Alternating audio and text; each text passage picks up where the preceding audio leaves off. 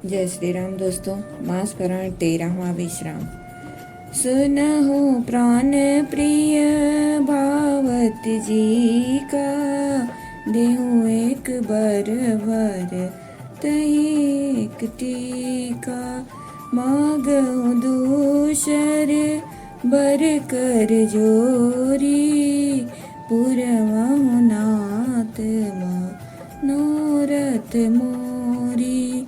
तापस बेश विशेषी उदासी, 14 बरिस राम बनवासी। सुनि मृदु बचन उपहि शोक, शशि कर छुअत बिकल जिमि कोकु। वह बोली, हे प्राण प्यारे सुनिए, मेरे मन को भाने वाला एक वर तो दीजिए। भरत को राज तिलक, और हे नाथ दूसरा वर भी मैं हाथ जोड़कर मांगती हूँ। मेरा मनोरथ पूरा कीजिए। तपस्वियों के वेश में विदेश उदासीन भाव से राज्य और कुटुंब आदि की ओर से भली भांति उदासीन होकर विरक्त मुनियों की भांति राम 14 वर्ष तक वन में निवास करें। कैकेयी के कोमल विनय युक्त वचन सुनकर राजा के हृदय में ऐसा शोक हुआ जैसे चंद्रमा की किरणों के स्पर्श से चकवा विकल हो गया है। गया हूँ सहमी नहीं कछु कहियावा, जनु सचन बन चपटी हूँ लावा। विवरण भया हूँ निपट नर पालू, दामिनी हने उमा नहु तरु तालू। माथे हाथ मुदि दो लोचन, तनुधरि सोचू लागे जन सोचन। मोरे मनोरथ सुरतर फूला, भरत करे निज में हतेउ समूला। अवध उजारी कीने कैकेयी, दीन सिय चल विपति के नहीं। गवने अवसर का भयहु रामा, गयहु नारी विश्वास सिया रामा। जोग सिद्धि फल समय राजे मिरामा, जीति अविद्या नाश सिया रामा। एहि विधि राउ मानई मन साखा, देखी कुभाति को मति मन माखा। भरतु की राउर पूत न होई, आने हो मोल में साही की मोही। जो सुनि सरुअस लाग तुम्हारे, काहे न बोलहु बचनु समारे। देहु तरौ अनुकरौ किनाई, सतसंग तुम रघुकुल माही। राजा सहम गए, उनसे कुछ कहते न बना, मानो बाज वन में बटेर पर झपटा हो। राजा का रंग बिल्कुल उड़ गया, मानो ताड़ के पेड़ को बिजली ने मारा हो। जैसे ताड़ के पेड़ पर बिजली गिरने से वह झुककर बदरंगा हो जाता है, वही हाल राजा का हुआ। माथे पर हाथ रखकर दोनों नेत्र बंद करके राजा ऐसे सोच करने लगे मानो साक्षात सोच ही शरीर धारण कर सोच कर रहा हो। वे सोचते हैं, हाय मेरा मनोरथ रूपी कल्प वृक्ष फूल चुका था, परंतु फलते समय कैकेयी ने हथनी की तरह उसे जड़ समेत उखाड़ कर नष्ट कर डाला। कैकेयी ने अयोध्या को उजाड़ कर दिया और विपत्ति की अचल सुदृढ़ नींव डाल दी। किस अवसर पर क्या हो गया, स्त्री का विश्वास करके मैं कैसे ही मारा गया। जैसे योग की सिद्धि रूपी फल मिलने के समय योगी को अविद्या नष्ट कर देती है। इस प्रकार राजा मन ही मन खींच रहे हैं, झींक रहे हैं राजा का ऐसा बुरा हाल देखकर दुर्बुद्धि कैकेयी मन में बुरी तरह से क्रोधित हुई और बोली, क्या भरत आपके पुत्र नहीं है? क्या मुझे आप दाम देकर खरीद लाए हैं? क्या मैं आपकी विवाहिता पत्नी नहीं हूँ जो मेरा वचन सुनते ही आपको बाण सा लगा? तो आप सोच समझकर बात क्यों नहीं कहते? उत्तर दीजिए, हाँ कीजिए, नहीं तो ना ही कर दीजिए। आप रघुवंश में सत्य प्रतिज्ञा वाले प्रसिद्ध हैं। देन कहूँ अब जनि बरु देहूँ, तजहूँ सत्य जग अपजस लेहूँ।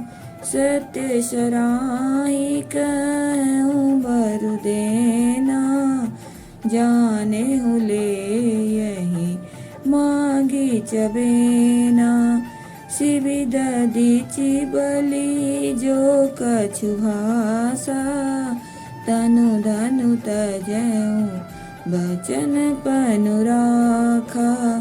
अति कटु बचन कहति कैकेयी, मानहु लोन जरे परदेई। धर्म धुरंधर धीर धरि रामा, नयन उगारे राय सिया रामा। सिरुधुनि लीनियो सस असि रामा, मारे सि मोहि को ठाय सिया रामा।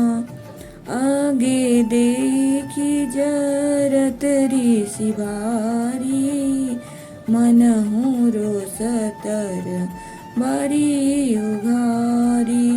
मोठी कुबुदि धारनी टुराई, धरी कुबरी सान बनाई।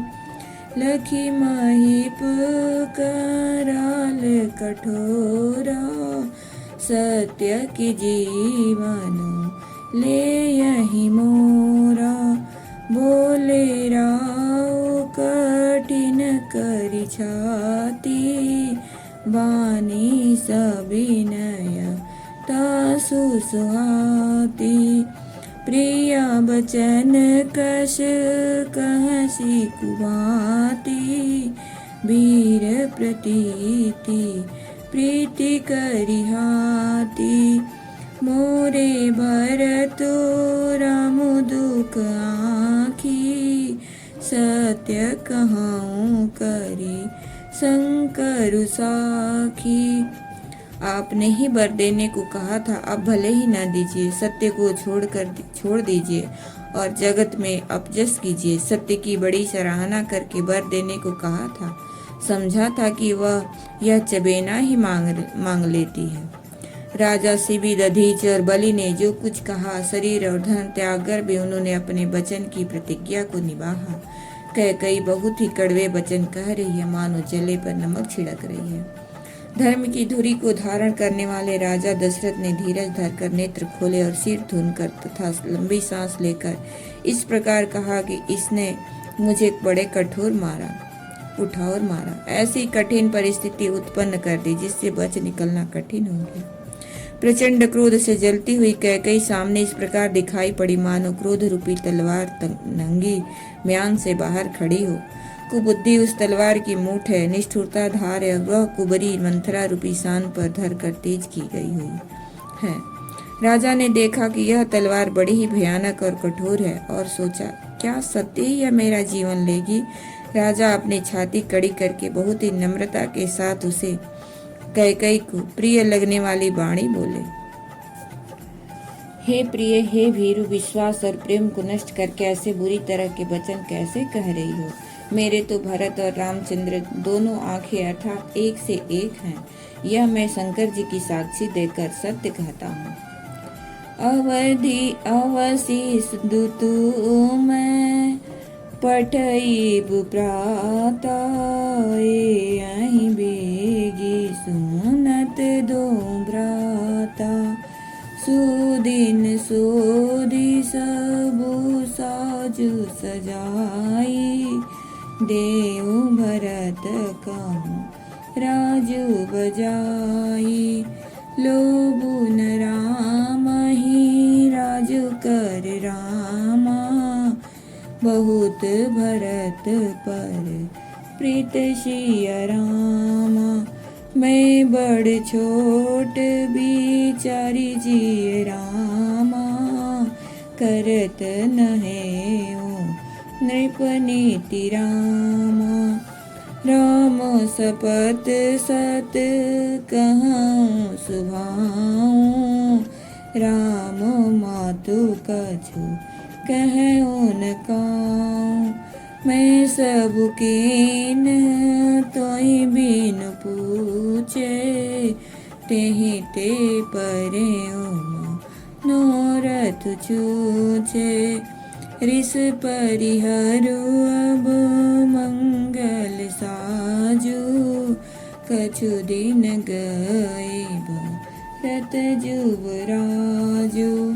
एक ही बात मोहि दुख लागा, बर दूसर यस मंजस मागा।